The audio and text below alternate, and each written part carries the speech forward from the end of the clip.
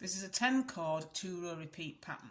So your long chords want to be in positions 1 and 2 and 9 and 10, and you want one colour on the outside in positions 1 and 10 and the other colour on the inside in positions 2 and 9.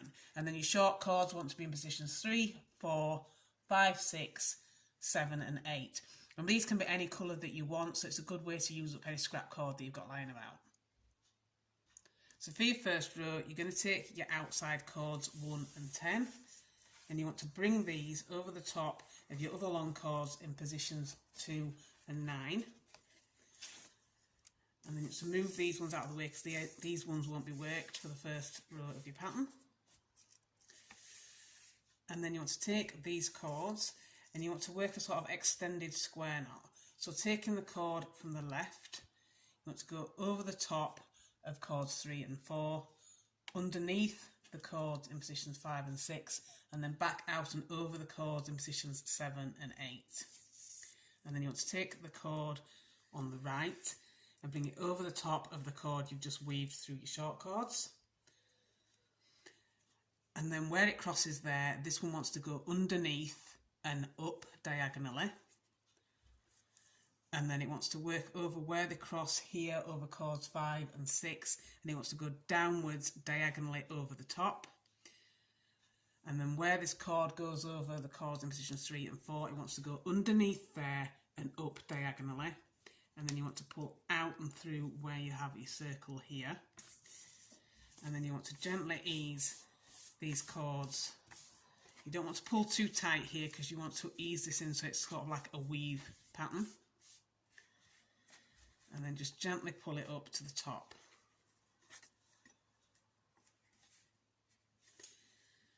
And then to do the second half of this knot, you want to do kind of the opposite of what you just did.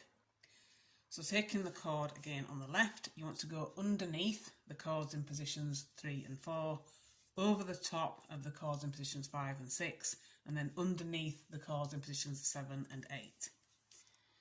And then this time you want the chord on the right underneath the chord you just worked.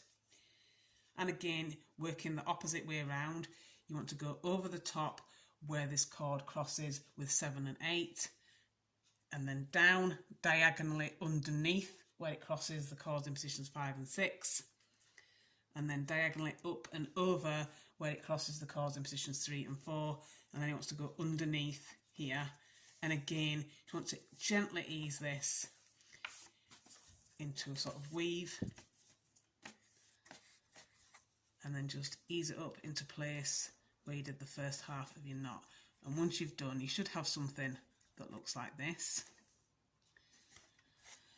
And for your second row, you're basically going to do the exact same thing, but you're taking again the chords that are on the outside now, bringing them over the top of the other working chords, putting these chords out of the way, and then repeating the exact same knot that you did there.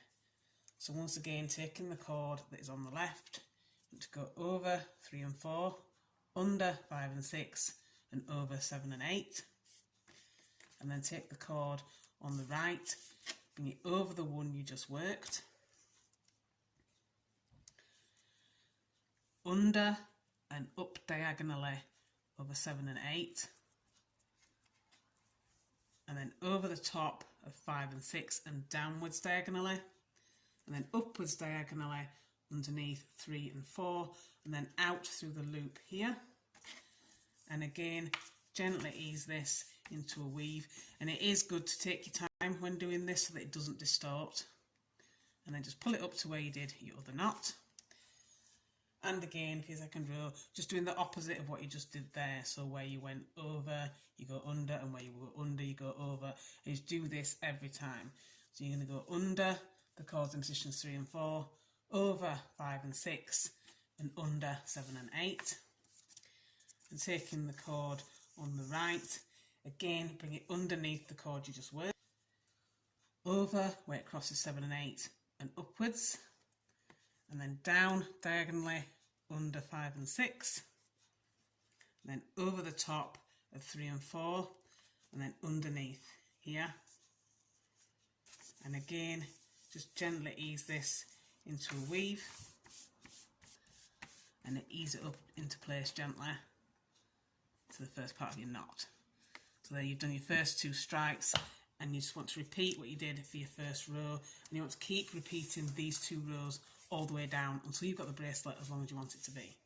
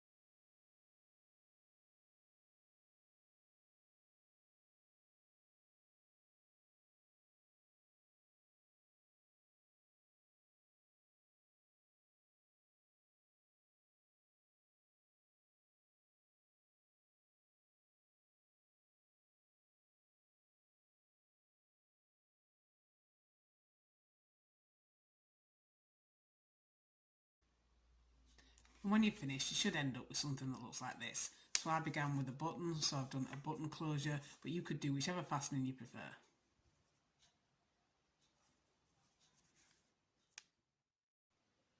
And that is your completed macrame bracelet.